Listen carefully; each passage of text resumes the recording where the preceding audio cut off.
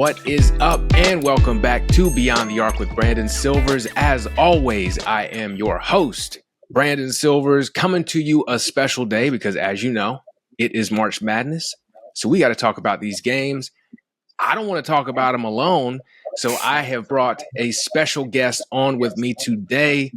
He is a recovering tech entrepreneur and nonprofit exec who enjoys talking to himself about women's basketball online. Don't we all?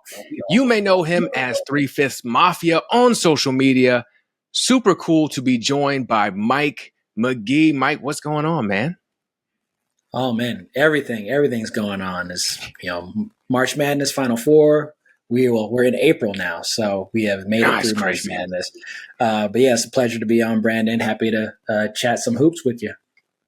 Yeah, I can't believe it's April. This is ridiculous. The season is coming to an end, unfortunately. I can't believe it. But we got to start with the Final Four first. South Carolina and Texas. South Carolina, their fifth straight Final Four. Texas, their first since 2003. They've played, I think, 1 million times during the regular season leading up into this and the SEC tournament. What's going to happen this time? Let's start with how each team has looked leading up to this game. South Carolina, a lot of close games. Different team from last year, 34-3 this year versus that incredible 38-0 last year. Their losses coincidentally come against every Final Four team. What do you see from them compared to last year's team that is the big difference? Yeah. I mean, it's a fascinating matchup. Even though this is the fourth time, I think just looking through the schedule, I think they played each month of the year. They had a January, February, March, and now an April matchup. So I don't know if that's ever happened in women's college basketball history, but yeah, it's kind of shades of Aces Liberty playing a lot. So I'm sure there's some fatigue from kind of diehard fans, but these have been two of the best teams, coming in. So it makes sense that they meet again in the Final Four. For South Carolina, I mean, obviously the big change for their roster is not having Camila Cardoso. But even with not having the same roster, which, makes sense for, college teams, they followed the same path or the same couple paths over the last few years. Even Camila was a transfer. Camila was on the bench, was a sixth, player of the year, multiple years, and really finally in that final year stepped into a starting role.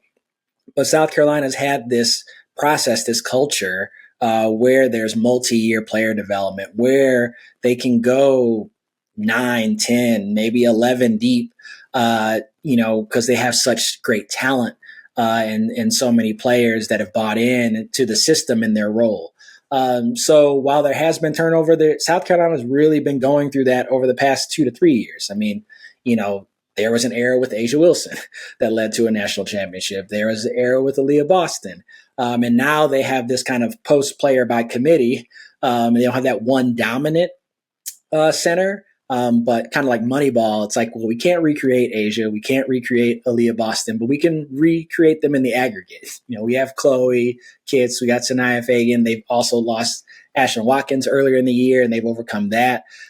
So they've always, kind of change is the constant with South Carolina, and they've been able, better than almost any other program, or arguably better than any other program, and have been able to navigate that change because of their culture, because they have, next player up and someone who can, multiple people who can step up off the bench, going to be an MVP every night. So while there's been change, they're the program that's the most used to it. So it's no surprise to see them back in the Final Four. Yeah, I think we get caught up in last year's undefeated season and the standard that UConn and Tennessee set in women's college basketball, where we're expecting perfection. This is still a dominant team. It's almost like people are a little disappointed in South Carolina because they haven't just run through everybody. But this is still such a really good team. It is weird to see that, and it's mostly online, which isn't real life. But it's weird that is kind of like a narrative. Yeah. I mean, like, it's interesting because even last year, to start the season, uh, there were not many people, especially outside of South Carolina and their fan base, that thought that they would go 38-0. I mean, it was the battle. The narrative was the battle, like, is South Carolina truly rebuilding? I mean, they were ranked at sixth in the preseason poll. I mean, even I did, I do a little, poll myself. I'm never going to be an official AP voter, but it's just kind of fun to kind of do your own thing. And I definitely didn't think that they would go 38-0. I think that preseason, the sixth, that kind of top five, right outside the top five, was probably a good place for them to be because we didn't know what could be. But the first weekend of the season, they beat Notre Dame, and I forget who else, but like by 30 plus. And the first 5 games they're winning, healthily by 20 plus, and that immediately shifted, and then that turned into this 38-0 season. So I would say they have the benefit of already going through this, quote unquote, rebuilding or reshaping. You have, like Tessa Johnson, who was a, first year player last year, get that experience and be, tournament Tessa last March. Like, they don't win that natty without her. But you can say that about 7 to 8 other players. Tahina Pau coming in as a key transfer. Manny, at least there were a few prominent, journalists or media personalities who criticized that move when she went from Oregon to South Carolina. Like, she's not going to fit in this system. She's making a mistake. And what happened? She ends up being one of the most critical pieces of South Carolina's backcourt. So they've had to, change, how they've played. But again, change is the constant. But through that, yes, the margins have gotten closer. There are other great teams, similar to, there was a point in the mid 2010s where UConn literally did not lose. It went over 100 games, and it was like, is UConn horrible for women's basketball? And eventually, rosters turn over. The great players like Stewie got to go to the pros, and then here we are. So I choose to look at it in a positive frame of like, when a team dominates, that's awesome. It shows how difficult it is to win every night by double digits, sometimes 30, 40, 50 plus. But just because you're not winning by that much doesn't mean that you've fallen off.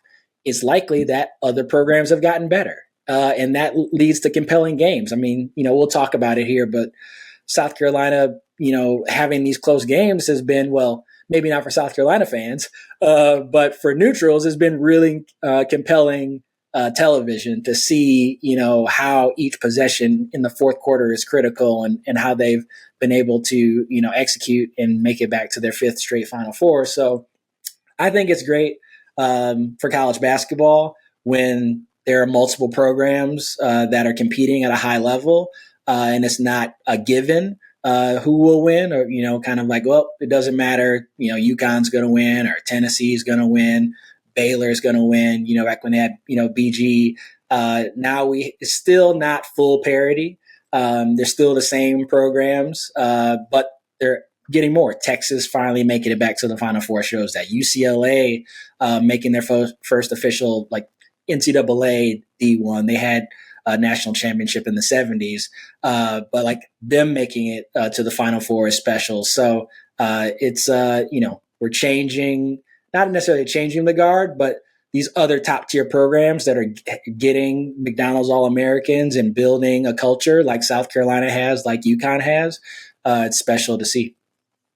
Yeah, and talking about their opponent here, Texas, friend of the show, Kim Singleton, was in my comments before the season telling me that Texas was going to the Final Four.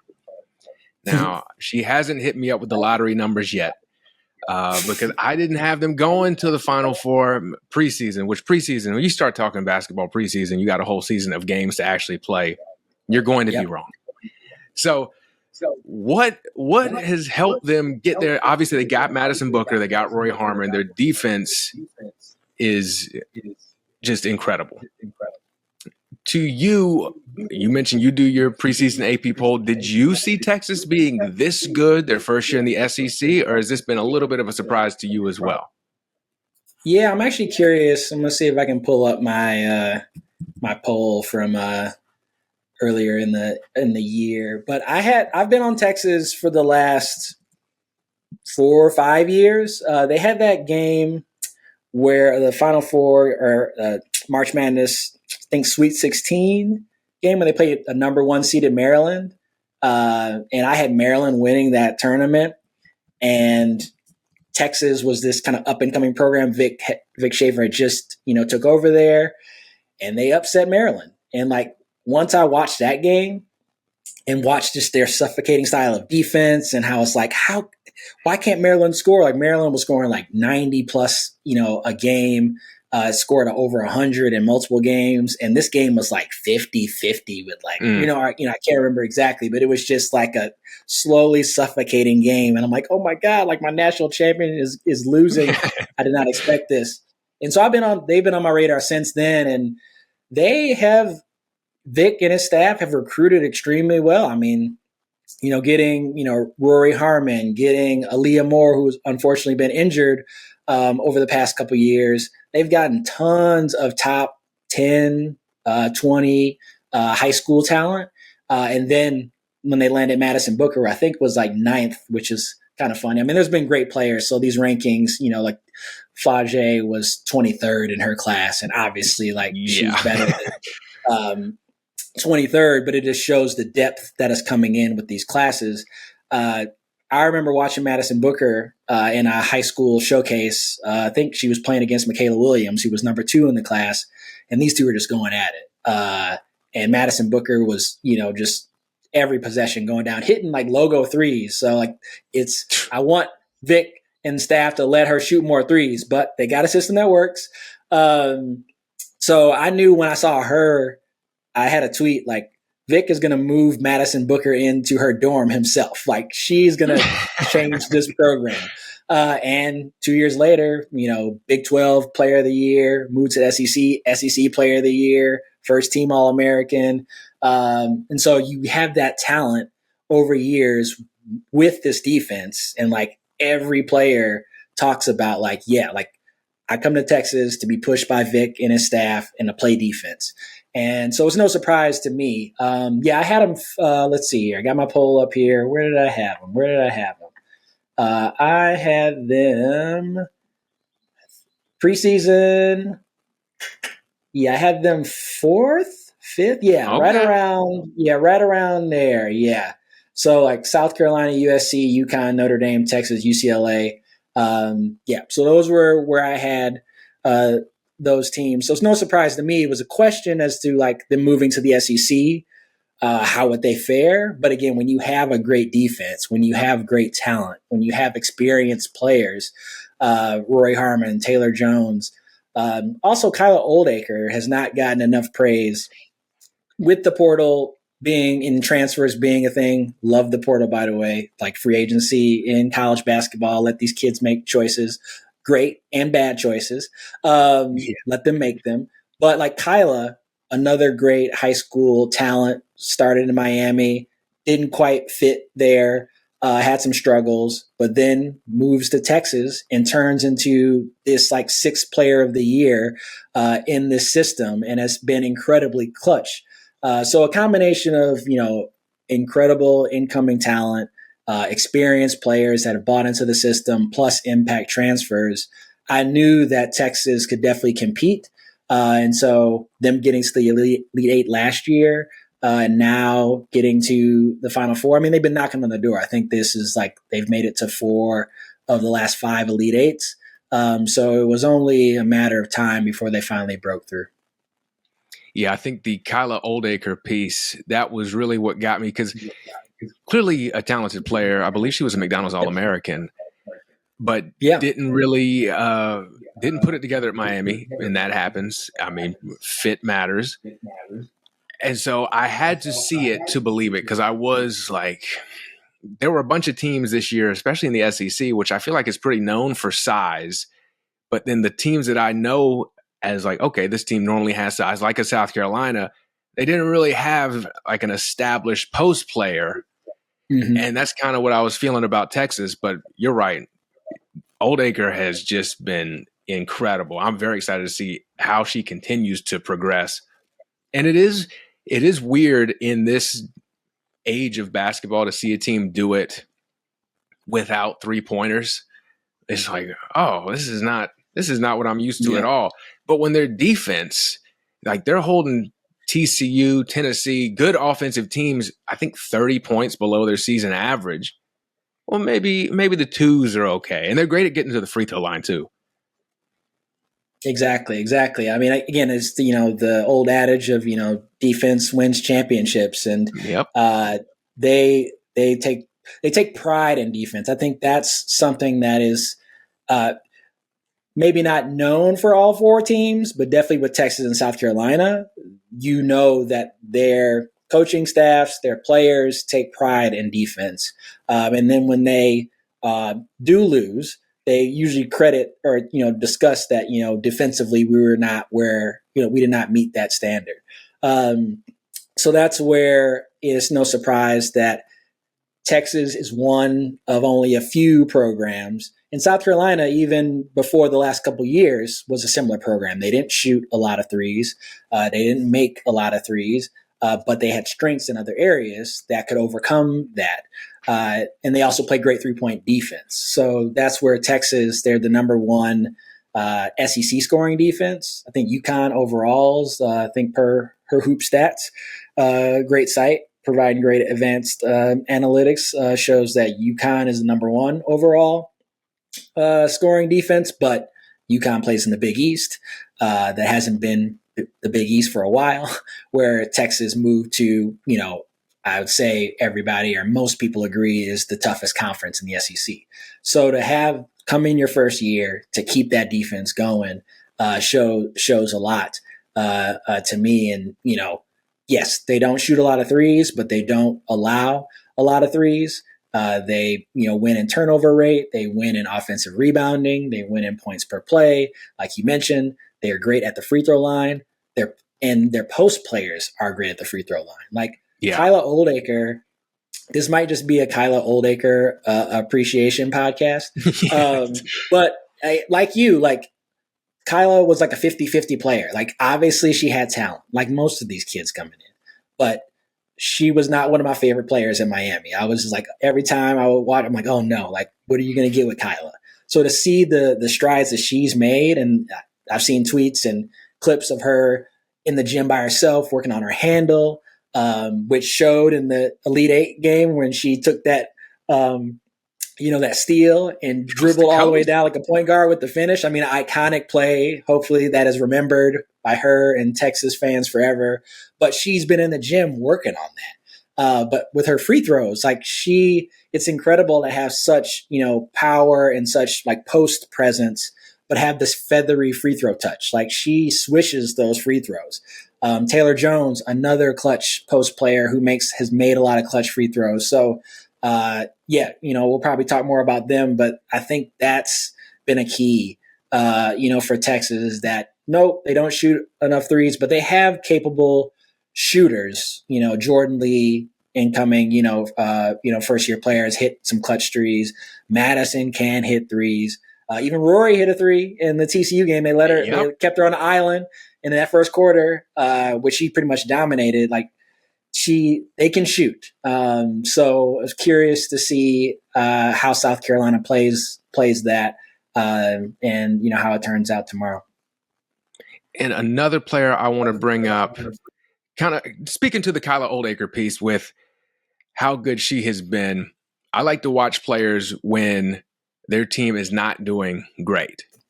So I was at the first South Carolina-Texas game, and the two players that caught my eye for Texas, I think South Carolina won by like 19, were Kyla Oldacre, because she was dominant, and South Carolina had to scramble to figure out something to do with her in that game.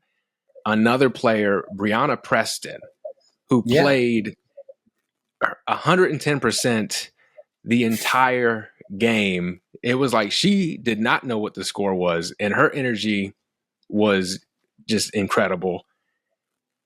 I feel like I've seen you talk about Preston and Jordan Lee, who you mentioned earlier. What does Preston bring to this team that might even be a little bit different than what you're getting from Rory Harmon? Yeah. I love what you said about like Brianna not playing like she doesn't know the score. I think that's a great way to describe her, because that's how I felt when I saw her just in a non-conf play. She would come in the final couple minutes. It's the first couple weeks playing college basketball, so she wasn't in the key rotation. But I think Texas might have been up by like 30 or 40. And she comes in and she's playing like inside the jersey perimeter defense and diving on the floor and driving the ball through the entire defense, getting fouls called and, tumbling on the ground. And so fearless would be the one word I would use to describe Brianna Preston, another talented high school recruit. In terms of what she brings, similar to Rory, is that fearless nature, that aggressive perimeter defense, being able to run the point, at the tip of the spear of Texas offense. But obviously, she's incredibly quick, incredibly athletic, has a ton of energy, as a 18, 19-year-old should have. Yes. And so that change of pace, I think she plays with a faster pace, which is a great compliment to how Rory plays and the composure and confidence that Rory plays with, to have that change of pace, similar to Madison Booker, where they can shift gears when they need to, whereas Brianna's this amazing spark of energy off the bench on both sides of the court. So that obviously jumped out at me, similar to like Jordan Lee and like her confidence. Like, it's just, I'm in favor, like there's different paths for different players. Like some players, it takes a couple years for them to click and to get going. But there's also seemingly more and more these first year rookies coming in and making an immediate impact. Maybe not like, a Juju Watkins or a Sarah Strong, like, MVP, like National Player of the Year type. But they immediately contribute. They add value to the team. And so that's another benefit of having a roster that is so deep, is that it's both kind of like you have less pressure, and you can be more impactful because it's not all on your shoulders at Texas, at South Carolina. But there are games where you can make that impact, where you're the MVP of the game. So really excited about how Brianna has contributed, but also excited for her future. Yeah, just you look at her and she does still make some of the freshman mistakes because, again, she is a freshman. Totally. Yeah. But you can live with them if she's going to play that hard. Especially, we're talking about fit. In that program, Vic, he's going to value someone who's going to defend you full court, even if she has a couple of wild turnovers here and there. Like, that's just part of the growth process. So, really like watching her play. Let's see if we can figure out what happens in this game. Okay. For the Gamecocks to win, well, let's jump into the future. The Gamecocks have won the game. What did they do that helped them win the game? Yeah. I think in looking at the previous three matchups, the obvious thing to look at is like the star players, Madison Booker, Malaysia Fulwiley, and be like, well, they have to play great. Well, yeah, like, the Final Four matchups are played on Friday, like obvious things. Yes. Like, sure. But looking at the previous three matchups, it's actually in the post where I found one key, not maybe the only key, but something that's been interesting in South Carolina's wins versus Texas's wins. And we've kind of touched on it already, but that first matchup that you said you attended, South Carolina dominated, Chloe, Sanaya, Joyce, Edwards had incredible, and efficient offensive performances, and also played well defensively. At least, kind of going back through the box scores. I think I had it pulled up, but yeah, 29 combined points from those three in the first matchup compared to Taylor Jones and Kyle Oldacre for Texas only had 11 combined points. And, South Carolina won, by, 19 points. In the second matchup where Texas won by 4, Chloe, Sanaya, and Joyce had 26 combined points, 10 rebounds compared to 24 points and 12 rebounds for Taylor Jones and Kyle Oldacre. So South Carolina still had the edge, but it's 3 versus 2, and Taylor Jones and Kyle Oldacre pretty much matched them and had more rebounds. You throw in Madison Booker, she scored 20 points, had 10, 11 rebounds, and so that edge went to Texas. In the SEC championship game, those three for South Carolina, I think, had 37 points, 18 rebounds compared to, I think 16 points and 10 boards. So in those two of those losses, either Kyla or Taylor have scored like 0 or like a couple points, and one of the players has scored like 10, 11 points. So I will look in the post, and if Taylor, I think especially like in the first half of Texas's win back in February, like Taylor was just dominant. South Carolina had no answer for her. And then Kyla came in and made some really clutch plays, I think, in the second half. So I would look to the post as like one of the key difference makers. Obviously, Madison doesn't have to score 20, but she probably needs to be closer to 20 points than 10 points. And if she can shoot somewhere in the 40% range, doesn't have to be 50 because she shot like 7 for 22 in the game that they won. But she got to the line, was able to, manufacture some points, had some, pretty clutch that and one play she had late in that win against South Carolina was key. But I really think like the post play, if South Carolina kind of, this multi-pronged attack can continue to do what they've done in their wins versus Texas, it's going to be very hard for Texas to overcome that, because then it's like really on Madison's shoulders, on Rory's shoulders to hit these makeable but difficult mid-range shots, or to hopefully they can get to the line. Whereas if Taylor Jones and Kyle Oldacre can get those offensive boards or get those and one plays, stay on the floor, not get in foul trouble, that relieves the pressure from, Texas's, backcourt. And then they're able to play a little more loose, can afford to miss some shots because they know they have their, post players to clean up. I think that is, kind of one of the keys. The other smaller thing I've noticed, just kind of looking through the stats, is in Texas's 2 losses, they've shot like 29%. You can't shoot 29% versus South Carolina and win. The one game they won, they shot 44%. So I think, if Texas early in the game, if they're 3 for 14 or 7 for 32, this is going to be a pretty easy South Carolina double-digit win. If they can keep it close, if they're not fighting to take a 15-point deficit down to like single digits, when you're rooting for a team and they're not having a great start, and you're like, well, okay, yeah, they're down 14, but it's 4 minutes left in the second. So like if they can get it to 9, 8, 9, I might have hope and not switch to YouTube for halftime or something.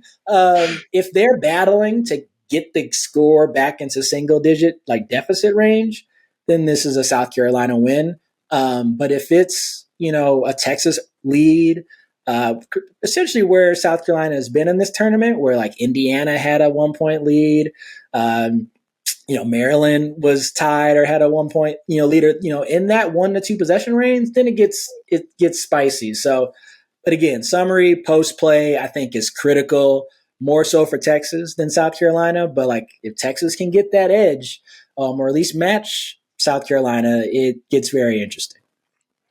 Yeah, I think that's something that Dawn made an adjustment in the SEC championship game, where they looked like they were sagging their guards in more to help defensively, with that in mind, to help out on those post players and kind of daring Rory to shoot And she Yeah. she was letting it fly against TCU, and that worked out, but she didn't really do that against South Carolina in that championship game, and they lost pretty easily. And for the South Carolina bigs, I always look early in the games really to see how aggressive Chloe is going to be, and then Joyce as well.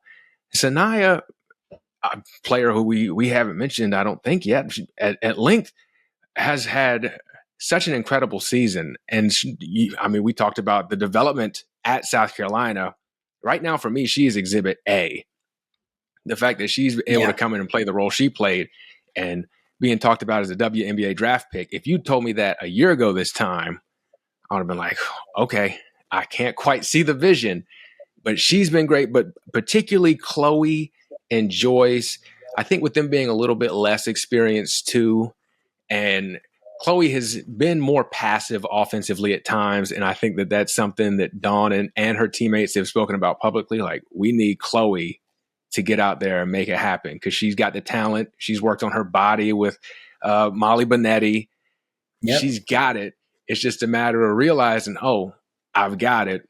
And Joyce, I know she's had a little bit tougher March as teams get the film on her and they see this is what works, this is what doesn't. She's a freshman. Yep.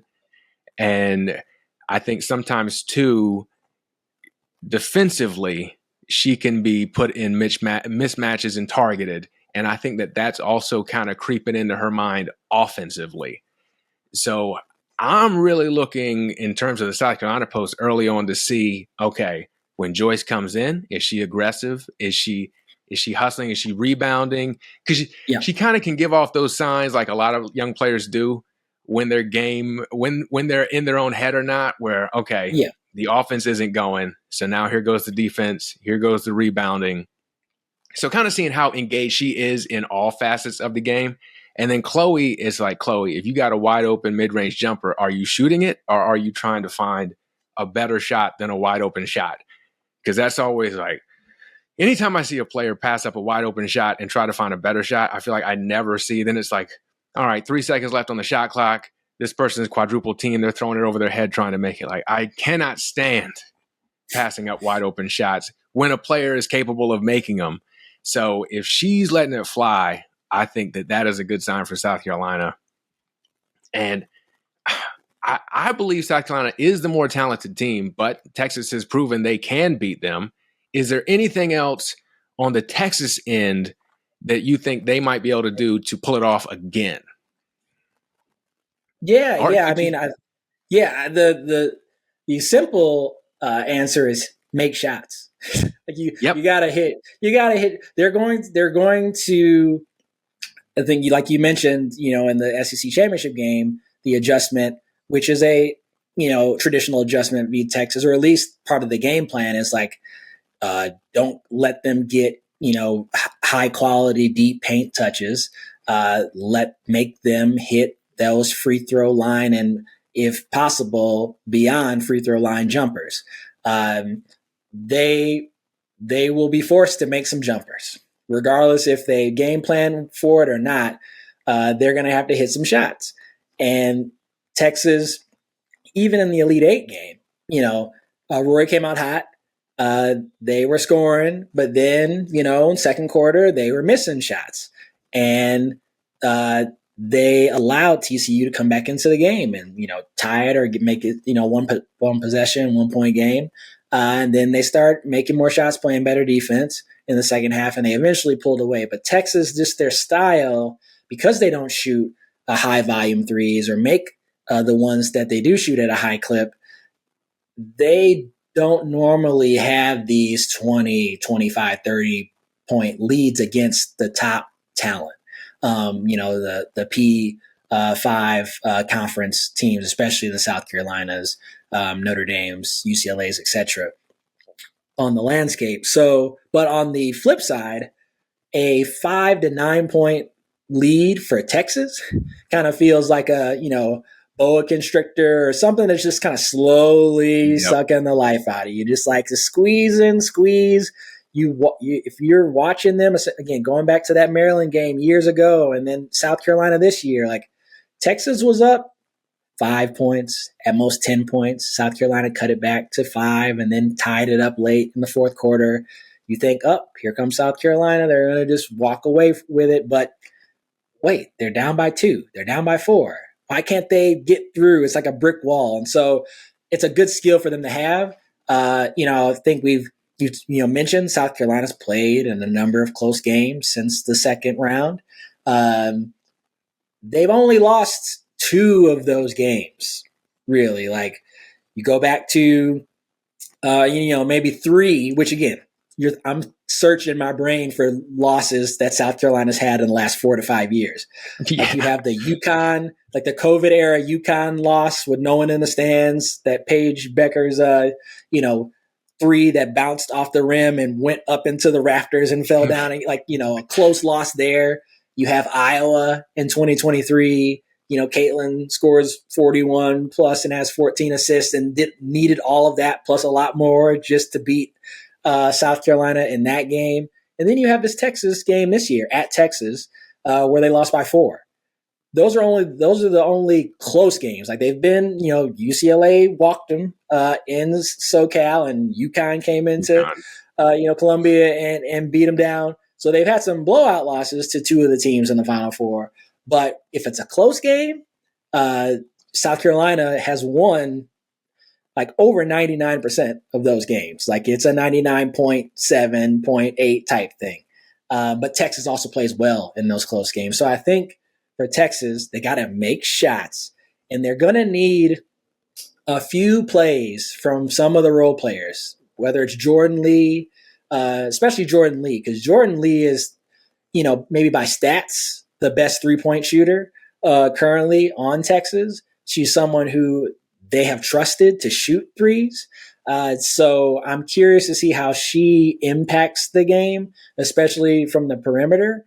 But again, they need those post players to be big, to stay in the game, not to have foul trouble. So it's not just on Madison Booker, who South Carolina, of course, is going to zero in on and try to score, and try to, force her to shoot very difficult shots, which she can make, but it's hard to do that efficiently versus South Carolina. So yeah, post play, role players, they have the talent, but they're going to have to overcome their lack of experience in the Final Four to make this game truly a game.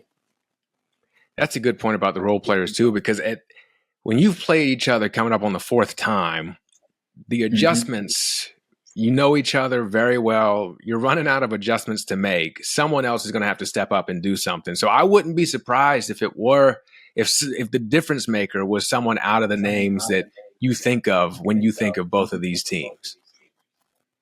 Yeah. So, I would. Yeah, I agree. And the beauty is both teams have those players where it's like, yes, we haven't heard as much from, Tessa Johnson this tournament versus last tournament, but she can easily score 17 to 20 points.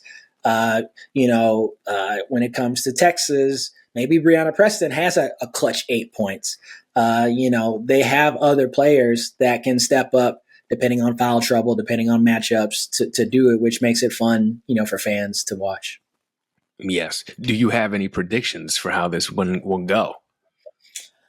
Yeah, that's what South Carolina's like 5.5 point favorite, which I think shows how tough these matchups have been, and the fact that, like you mentioned, this is the 4th time and they know each other well. There's many more worlds. If I'm going through like simulations, like there's many more worlds where South Carolina wins by 7 to 12 points than Texas does. I think if the game is close, then Texas is definitely in it. If it's a double-digit game, then that's more than likely a South Carolina kind of like, okay, South Carolina wins again thing there. So I trust the team that has been here. Like, I'm a big Texas fan. I'm happy they're here. I hope they play well. That's what I hate the most, if you get to the Final Four and then it's a bright stage, and so it's hard. So I can totally see them not, kind of like NC State last year. Like, they had that amazing run. Yeah. They run into South Carolina and the music stops. So I hope for fans that it's a fun game that is competitive.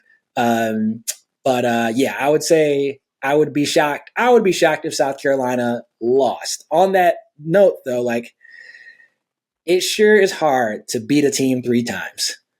We saw that with UCLA versus USC, like especially teams that in conference rivals. So like, I'm very curious how South Carolina plays because as Dawn and as the players have said themselves, they have not played to their standard in this tournament. Just coming from their words, they still have made incredibly clutch plays, and they have fought through some very tough games against some quality opponents. But if they don't play to whatever their standard is that they know, then that definitely opens the door for Texas. I think they play to that standard, and that makes it almost like Texas has to, at the very least, have an A- performance. And that's very difficult. At the Final Four, it's even more difficult versus South Carolina. So I'm leaning South Carolina, but I'm hoping for a quality game like we've had, throughout this tournament.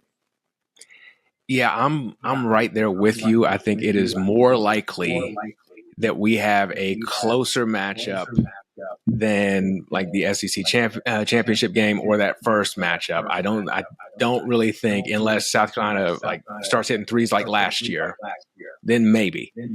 But again, this is Texas, which doesn't give up a lot of threes like that. So I think that that's off the table. I do have South Carolina barely. I think that it's going to be another one of those games where if you're a South Carolina fan, whatever you prefer, Tums, Pepto-Bismol, like whatever you prefer, you want to have that handy and ready to go. Yeah. Especially since Texas is great at winning ugly games. They're comfortable doing that, which is not what you can say about a lot of teams.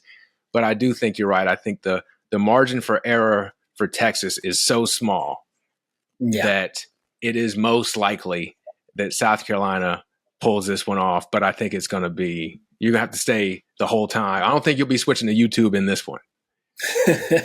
Yeah. No, I hope so. That would be great. I, of course you want the different types of matchups, but if the best teams are the best teams, you want them to face off. And so this is essentially a series, it's this is that third game of, a 5-game series, even though they only play 4 times. If South Carolina beats Texas 3 times in a season, I think that only adds to their list of incredible accomplishments that they've had over the last, really 5 to 8 years. Yes. So moving on to the next matchup, I had to check the history of these two programs because I did not believe it. So UCLA, first Final Four ever in program history. UConn has reached the Final Four in 16 of the last 17 non-COVID years. That is wild to me, number one. But also, these are two very talented teams. Obviously, they're here. They might be, if you ranked the teams, they might be 1 and 2 before you got to figuring out South Carolina and Texas. Let's start with UConn, obviously known for all their success. Kind of feels like this year was more important than most because of Paige Bueckers leaving. Mm-hmm. What have they done to get to this point, particularly after that loss to Tennessee where they did not look great? And then ever since then, it's like, oh, okay, this is what Gino, this is what he does. Yeah. I mean, UConn really didn't look great until mid-February.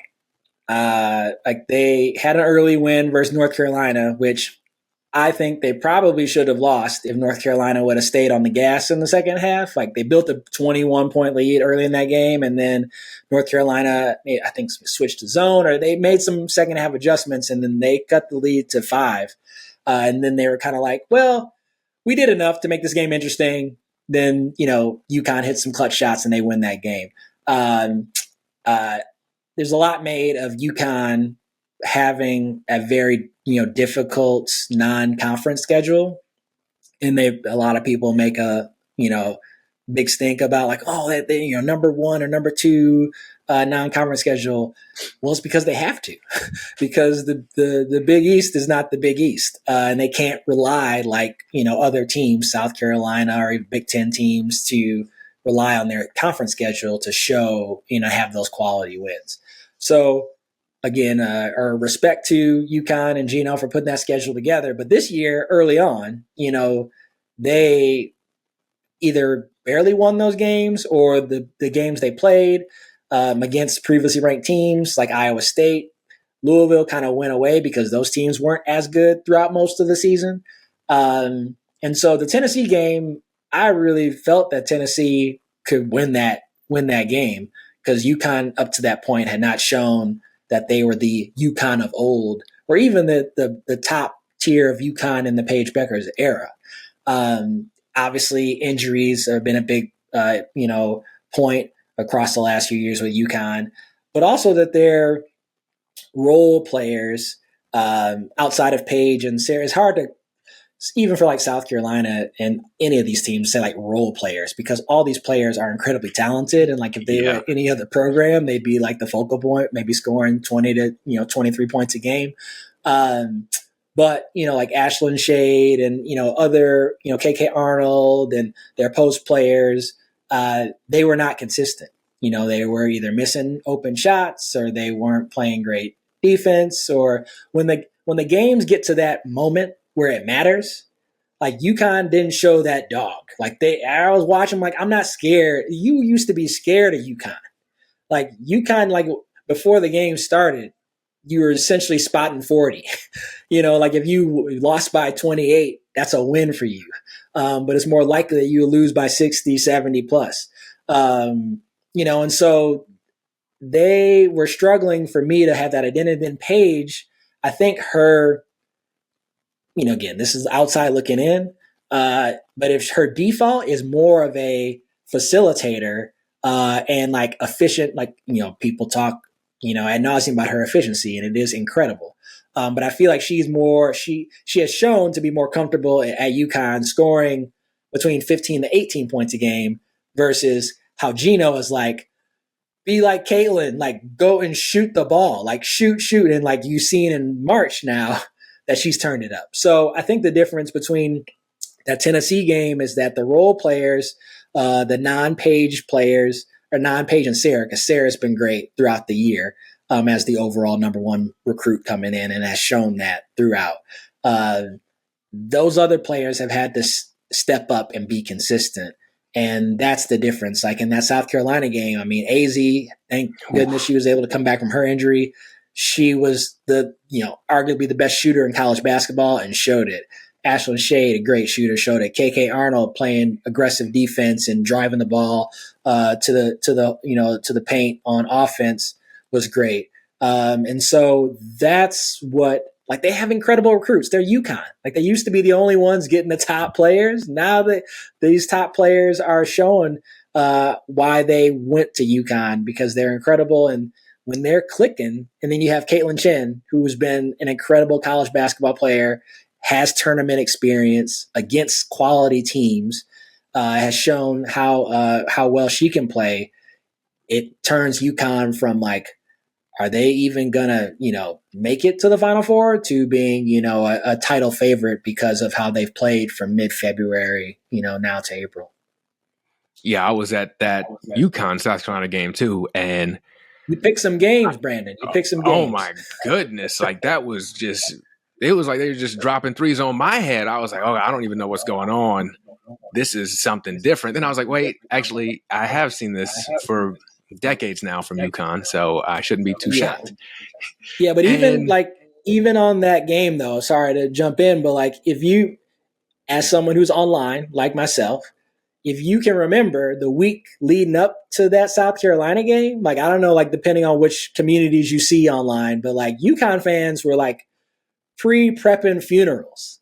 Like they were like, they didn't even think. Even the most diehard UConn stan pages were like, again, like I was seeing essentially like Photoshop booklets, like the celebration of UConn, like they were planning out the pre and post wake, buffets and the itineraries. Like they did not expect to even win at South Carolina, let alone what they end up doing, which is one of the most impressive performances of the year.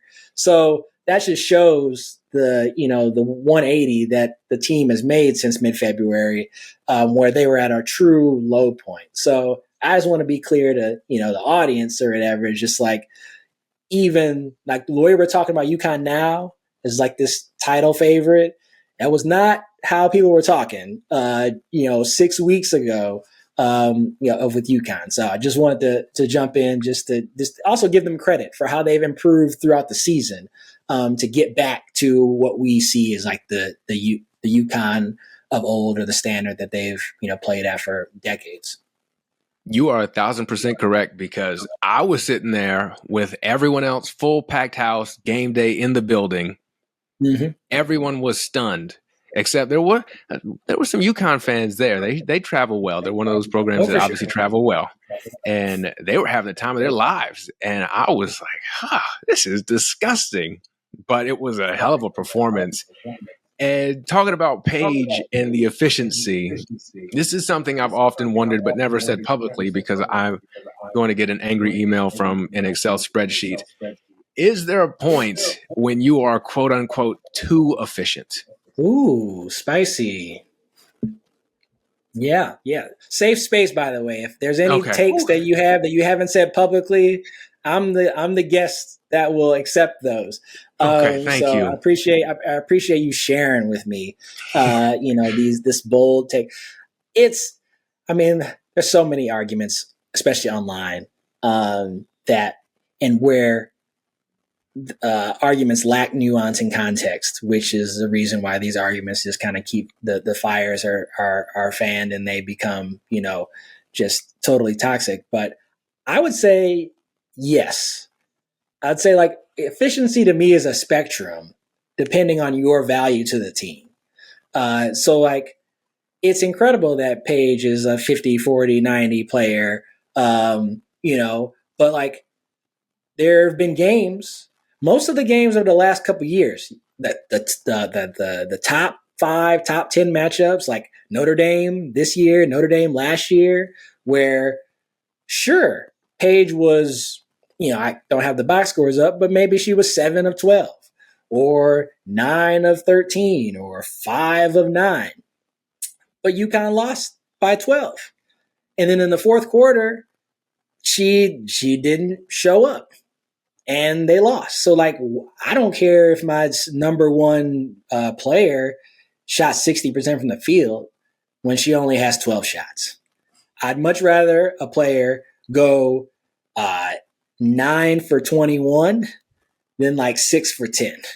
I'd much rather have a player go 13 for 29 versus like, 5 for 8, without that many free throws. So I do agree that you can be too efficient, but also win. Like, I think what has really hit me with Paige is that there've been multiple moments in these last couple games, like the game versus Oklahoma, the game, the USC game in the Elite Eight, where at the end of the second quarter, where like USC made a run to get it within 5, like Caitlin Chin had a little 5-0 personal run, but then Paige finished it off with like 2 threes in that final minute to take it from 10 to 16 points at half. And they were and that's where the efficiency plus her superstardom, it feels like they felt like, I don't play a lot of video games, but it's like Metal Gear Solid, like Solid Snake. Just like you have a player that goes like, this is your top spy that you need to do the most difficult mission. That's Paige to me. Like the way she hit those shots, like there's also a way a player hits a shot.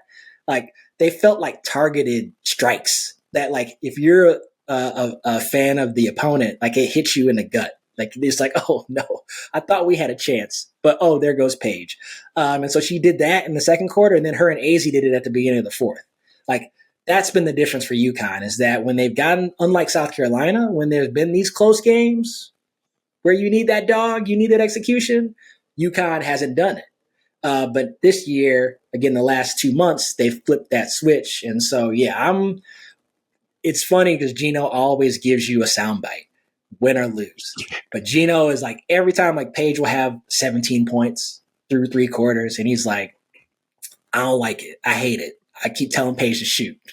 and then she scores 40. So we want that. We want Killer Paige. Keep the efficiency. It's okay to shoot 51%. You don't have to shoot Definitely. 70. 51% is fine. If you're going to score 32 and they're a clutch 32. Anyway, I can go on and on about that, but I agree with you. The efficiency wars are ridiculous. If your team loses, then what does efficiency mean? What is that? There's no banners like most efficient. They're not hanging those banners in stores. So shoot the ball. Amen. I'm in complete agreement because even during the South Carolina game, it wasn't Paige leading the charge there. Like she got some buckets at the end and she had a lot of assists. She was setting the table. And obviously they blew out one of the best teams in the country in their building. So a good win, but it was still hard for me to take them truly seriously as a title contender if she's not the one stepping on people's throats and hitting these demoralizing shots. Like I feel like it's so important for just their team identity for it to be her doing it. And I mean, in the tournament, she's been doing it because damn. Just shot after. You're right. Those like demoralizing shots when you're trying to do the math. You're like, okay, if we can cut it down to 8 with 3 minutes left, we got a chance here. And then here she comes, and you're like, oh, never mind. Yeah. So I agree. I look forward to hearing about that. But it is what it is, and kind of for that reason, with her being more naturally a facilitator. I was thinking for the majority of the season, the best player for UConn might be, at least in terms of impact, the most impactful player might be Sarah Strong. How impressive has she been as a freshman to do all that she's been doing? Yeah, I mean, it's one of those things where I don't want to take away from her, but she's a number 1 overall recruit. Like That's true. She's coming up, this is this is the type of things that an overall number 1 recruit, that's the number 1 recruit of a loaded class, should play like. This is when Juju was coming up, she didn't have the same kind of, marketing or machine behind her. But like, if you knew basketball and if you keep track of, high school players coming into college, of Sarah Strong. If you've had a chance to watch her before she got to UConn, you can understand why all the top programs are going after her, why like UConn was very excited to get her immediately. You only need to see like maybe 30 seconds of her on the court to be like, oh yeah, I get it. And so she's seamlessly, like you expect a number 1 recruit to do, more so than others, seamlessly adjusted to D1 college basketball and was great. It's tough for me when it comes to like, because especially early in the season, this is where narratives I think hurt players, because like something has shifted in the past few years where and I'll try not to go on too much of a rant or journey here, but like Caitlin Clark and Paige back in like 2020, 21, Paige was the juju of like, she had, overtime and slam, and like YouTube was going crazy of her highlights, her high school highlights. And she's going to number 1 UConn. She's going to bring UConn back. And she was great her first year and won National Player of the Year. And they went to the national championship game.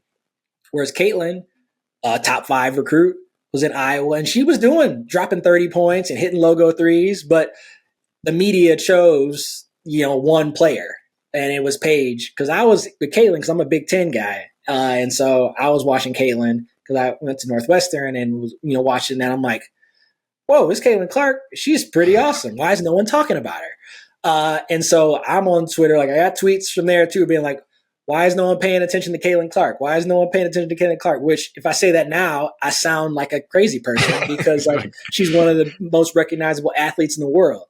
But it took Paige tearing her ACL in the media of trying to find someone else.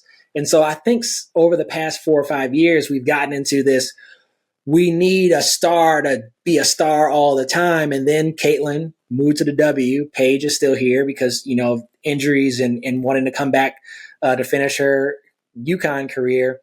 So at the beginning of the season, it's like, all right, Caitlin's gone. Now Paige comes back. I mean, there's so many funny arguments of like, people don't even know that Paige was it. She was the player 3, 4, 5 years ago. And so they're like, oh, can she do what Caitlin does? It's like, hey, man, I was there when they didn't even know about Caitlin. Anyway, I think that hurt Paige at the beginning of the season because, again, she's that more efficient.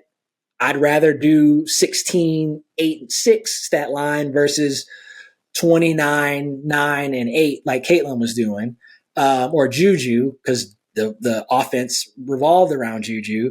And so then here comes Sarah Strong. And Sarah can play off the page and not have as much, defensive pressure on Sarah. And she's also efficient. She's a multi-level scorer too. And so she was scoring 15, 20, 25 points earlier in the season. And then people are like, well, is Sarah better than Paige? It's like, well, if Paige wasn't there, I don't think Sarah is going to be able to do Sarah things. Similar to now, where it's like when Sarah's off the court, there's more pressure on Paige. And if AZ's not there, now AZ's kind of getting back into her kind of shooting rhythm. So I'd say they need each other. And wow, how nice is it to have 3 former like number 1 overall recruits playing the highest level of basketball they played all year. So like that's where I have been so impressed with Sarah Strong, but knowing her upbringing and knowing how focused she is on the game. And also, if you choose UConn, like what you're getting into. Like Gino, the coaching staff, the standard that they require. You don't make that decision lightly. And so to see that she wanted to go to UConn, she wanted to play with this team, it doesn't surprise me that she's been this impactful. But again, it's like they're players that work well together, and they've built that camaraderie over the season. But Paige is still Paige to me. Like when Paige is on, I easily see overall number 1 pick. I easily see like her coming into the W, which is going to be in a couple minutes. She's going to be playing WNBA basketball, and she's going to be able to play if Dallas drafts her off of Arike and being in a more natural role.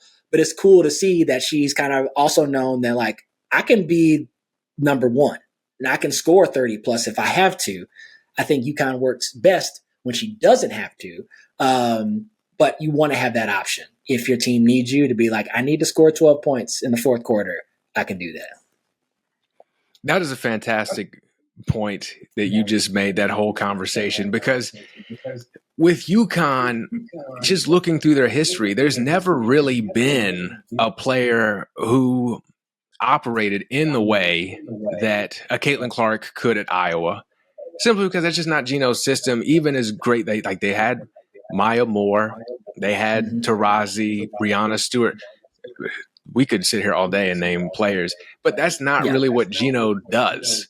Like, he's not going to be like, okay, one player's going to go take 25 shots. Let me make sure I get the shot attempts right when I'm making these comps, because I don't want to get in no trouble. But they're going to take the majority of these shots, and we're not going to focus the offense around one player. Like, go look at the stats of the players I just named when they were at UConn.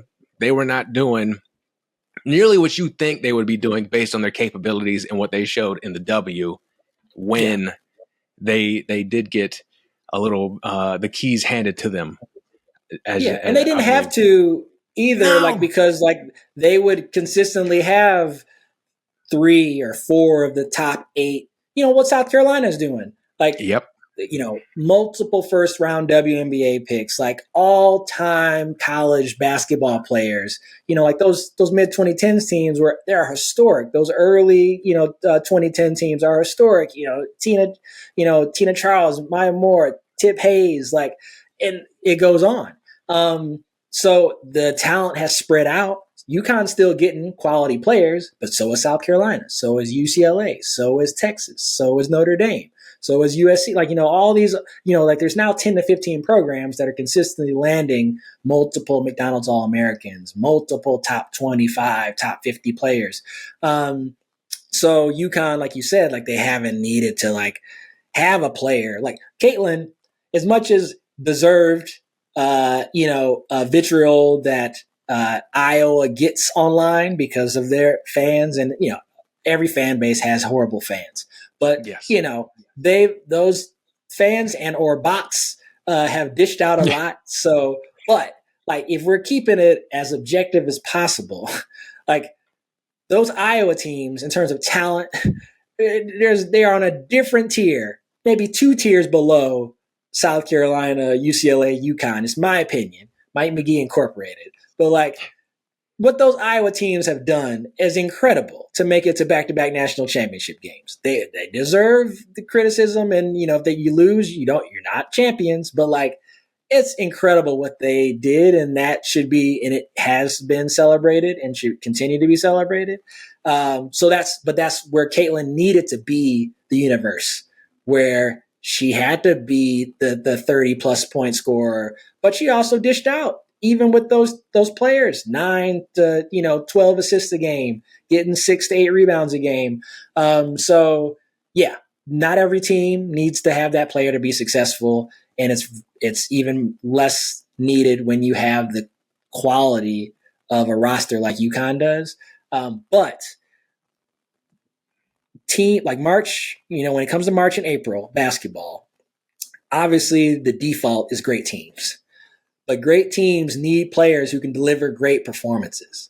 Like any champion that you can go pull back, like they might not score 30 points a game, but in March and April, they pull those performances out. And I think that's where like Paige has accepted her role of like, I'm the best player on arguably the best team. I need to deliver. And that's the sign of a national champion. And you can go back to, again, any champion over the last 10 to 15 years or more, where it's like, I'm her. I got to be that person. Even though I know my teammates are great, they're going to make clutch plays. I got to be her. And so I think she is fully embodying that now. And it's exciting to see what, she will do, this weekend. Yes. Against UCLA, who has a player in Lauren Betts, who I feel also can say, I'm her. What is the difference between this year's UCLA team and last year's? I mean, we even have the comp down to things were different for LSU, but they beat LSU this year where they lost last year. Mm-hmm. Betts, you've always seen the talent with Betts, but she looks at a different level. What's made them different just on the court? Yeah, I would say, maybe cliche to say, but experience. Both just as individual players having an extra year, like they're a pretty veteran team. This is a unit. It has multiple facets. Like there's a now junior class. Like they were the number 1 recruiting class back in 22 with like Kiki Rice, London Jones, Gabriela Jaquez, a couple other players that have really kind of over the past 3 years they have played, they have learned, they have won and lost together, but they've stuck together. And then you have the impact transfers. You have Lauren Betts coming from Stanford after her rookie year. In that experience, like they needed time. Like I think there was an assumption. I know there was an assumption because people talked about it. They're like, oh, UCLA gets Lauren Betts. All you got to do is dribble the ball down the court and throw her the ball, and she will score. And it's like when they execute well, it looks that easy. But it's not that easy when, of course, you're playing against high-quality talent and they know what you're trying to do. And so when you're trying to operate a team, again, we are fans. We watch the games. We're not on the sidelines with the coaches and knowing understanding the plays and when they're called. And so it's like, just pass Lauren the ball. Why aren't they passing Lauren the ball? They're losing because they're not passing Lauren the ball. And like, those are outcomes, but that's not, sometimes they're trying and sometimes they fail. Sometimes someone else is open who is a great 3-point shooter. So there's a lot of factors that go into that, but I think they've learned how to play better together, and they've gotten other transfers this year, Tamia Gardner, Janai Barker, like that have come in, as well as like a couple, especially Elena Arnasalo, She's been incredible as a first year player coming from overseas, like 19 years old, but has played professional basketball already. And you can see how, even though this is her first year of college basketball, that experience playing in clutch situations against much older competition has fared for her.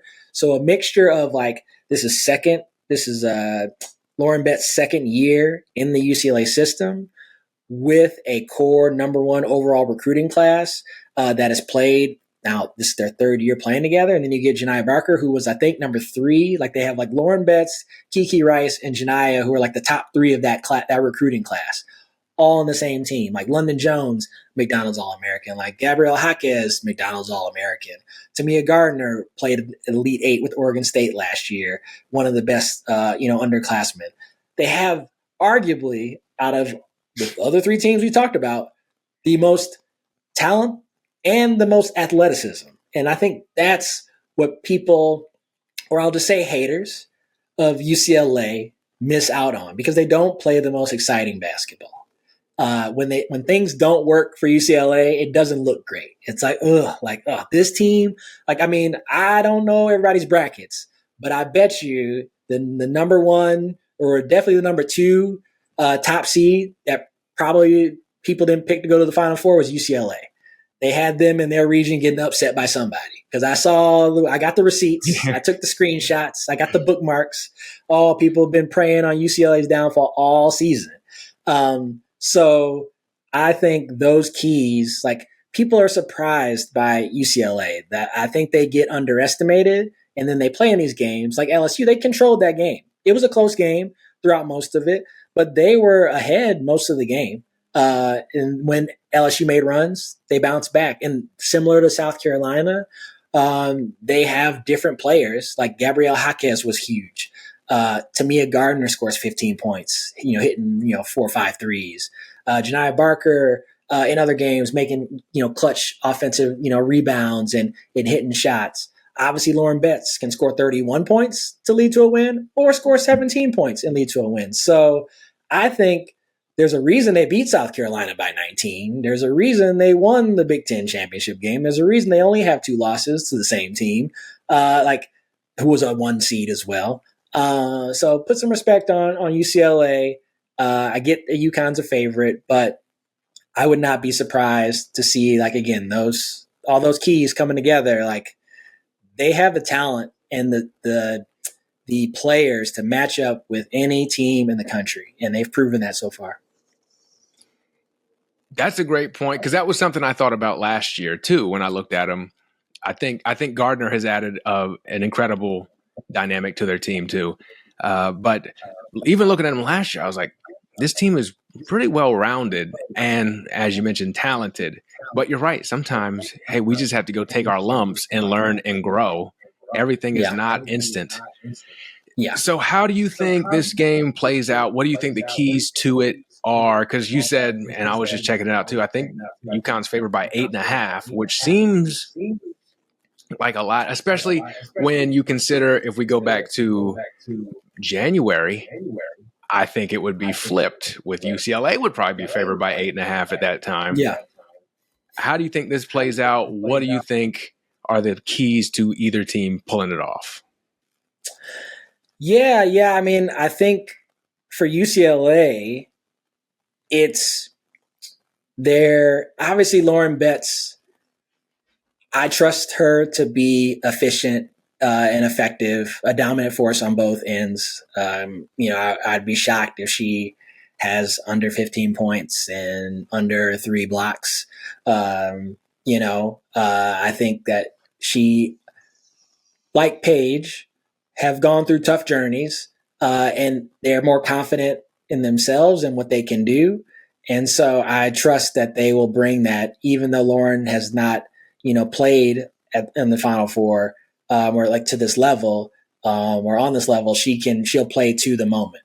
But I think for UCLA, like UConn, it's these other talented players. It's these other McDonald's All-Americans who have a defined role, them stepping up. I think for UCLA, like their perimeter defense, like, can they hold Paige? AZ, and then Sarah Strong, can they make her like if Sarah Strong is 5 for 5 again in the first quarter, like that's probably UCLA can withstand that, but like that's not what you want. To be like, oh great, like we got to deal with everything, and then Sarah Strong has got 12 quick points in the first 8 minutes or something. So UCLA's defense, and then they're like, stay smart. Like your UCLA kids, be smart. Use that education. Use those brains. You have the athleticism. You have the talent. You have the experience. Like search for the best shot. And also I think another key from that previous question is like, be tough. Like go for that. There's a moment going back to the Big Ten tournament championship game, first quarter, where I don't know what was going on, but UCLA, like USC was beating UCLA to every loose ball, every 50-50 situation, USC was on top. And like UCLA wasn't even trying. Like they weren't diving on the ground. They were bending over, reaching over. Like it got to a point like Charisma Osborne, UCLA legend, was like, am I watching? What am I watching? Like we don't dive for loose balls now? And like after that moment, going into the second quarter, like, yeah, I'm sure Corey gave them an earful and a half, but they picked it up and they had that intensity. So if they can match that intensity with their experience and talent, I think UCLA is the best team. I think there's a reason why they're number one. So they just got to play up to their talent and bring that toughness, which they have shown.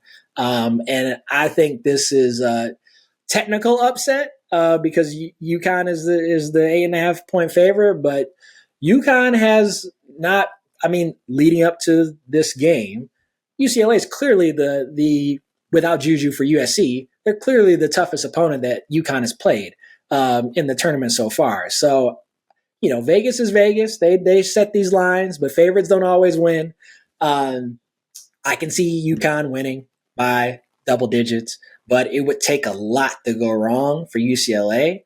And also, while I'm yapping here, the last time they played last year, UCLA walked them. It was a non-conference early, like November Thanksgiving tournament or whatever. But Kiki Rice, Kiki Rice could just score 17 to 20 points. She doesn't even have to, but she could just do that. She went off in that game, so they have a lot of weapons. And they get disrespected. Now, of course, if I've spoke so, well about UCLA, they're going to lay a turd tomorrow or something and just get beat by 30. And it's like the Big Ten is just going to let me down again. But hey, the Big Ten has been in the national championship game the last 2 years. So, I'm hoping that UCLA can make it a third. A long time B1G school, UCLA, lots of Big Ten history. Yeah, been there forever. Sarcasm, but hey, so I'm a little biased here, but like for real though, like UCLA has as much talent as anybody else. What they lack is experience at the Final Four, but I think they have enough to overcome that. So it'll be exciting to see. This one was very tough for me because my biases start to jump out. And a lot of times I find myself pulling for the story versus pulling based on like what my analysis is. So Paige ending her career with a national championship would obviously be a great story here. And then, but on the other hand, you got Lauren Betts. I know the ESPN article came out about everything she dealt with. I think today I saw before I logged on, Mirren Fader with The Ringer had also put out an article that she had done with Lauren. And so that's another great story. But I think with Lauren having more eligibility, my biases fall towards Paige. But I am curious. I don't know how UConn defends Lauren Betts. I don't know how a lot of teams defend Lauren Betts, but this isn't a UConn team that I think of as having a lot of size to deal with her. And so that worries me for UConn. Kiki Rice is a much more efficient player. I know we just talked about anti-efficient players, but she's a much more efficient player this season. That was huge for me, especially in the LSU game, which was not her best game, but the LSU game the previous year, at the end, she kind of got a little wild, and it was a close game, and then suddenly it wasn't a close game. I think she plays more under control this year, which is huge, and kind of speaks to your point about experience as well. Tamia Gardner as a floor spreader is a fantastic piece. I'm struggling with this one. It's supposed to be hot takes. That's all sports media is. I'm supposed to talk with confidence all the time. You don't have to fall into that. We don't have to fall into it, Brandon. You can. This is your show. I don't know. I gotta threaten to slap LeBron. There's several things I haven't done. I think I'm a slight lean UCLA because I think they have more options. So I think they have more that can go right for them, just a slightly higher ceiling than UConn.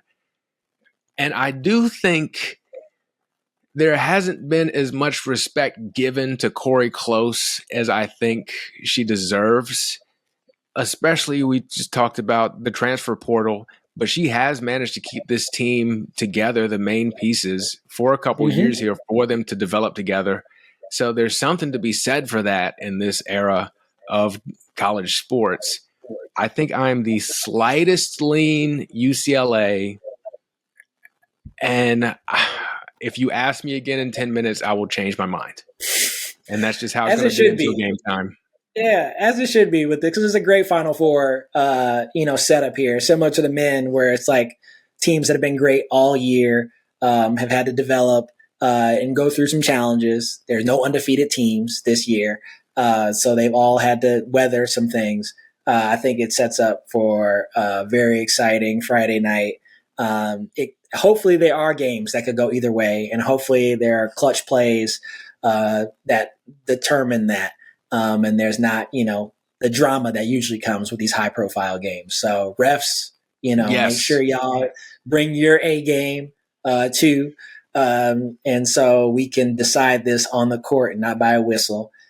Just got to throw that out there because, drama has been a part of this sport, whether it's fan created or not. I'm with you. There's narratives abound.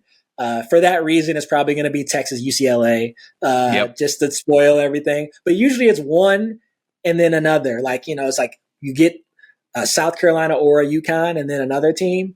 But if it's South Carolina, UConn, oh my goodness. It will be a feeding frenzy of storylines and deserved for whoever makes it and whoever wins. So, yeah, I'm looking forward to it. You're 1,000% right on the refereeing. I feel like every game, it doesn't matter who I want to win, what my bracket says, both sides, the officiating. Yeah. I got beef with y'all. So do not ruin this for me, for us, for the world. Yeah. It's a hard job, I understand, but they're hard jobs in the world. These players are doing a hard job. These coaches have a hard job. Just because it's hard doesn't mean you get a pass. You can review game tape. You can see calls that you made right or miss. This is do your job. That's, hashtag do your job. So do your job. I don't have any sympathy for these refs, you don't understand how hard it is. I don't need to understand. I'm not a ref. They are do your job. So just get it right more often than you get it wrong. And, not asking for perfection, but they've been sloppy. So clean it up, refs. So we can have some classic matchups, and I'll be fine. Get it together. Yes, do your job. Mike, this has been fantastic. I'm going to clear out, let you promote whatever you want to promote, be as efficient or as inefficient as you choose to be. Team efficiency over here, always. Efficiency over everything.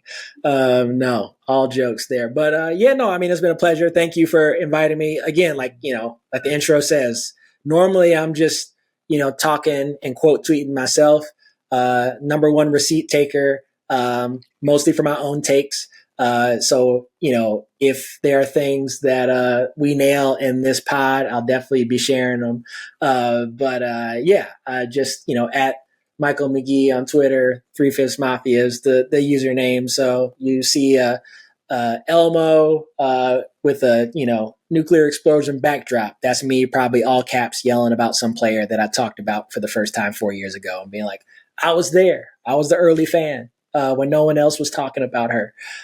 So I'm hopeful I can do some quote tweets Friday night and watch some really compelling games. But just follow me on Twitter,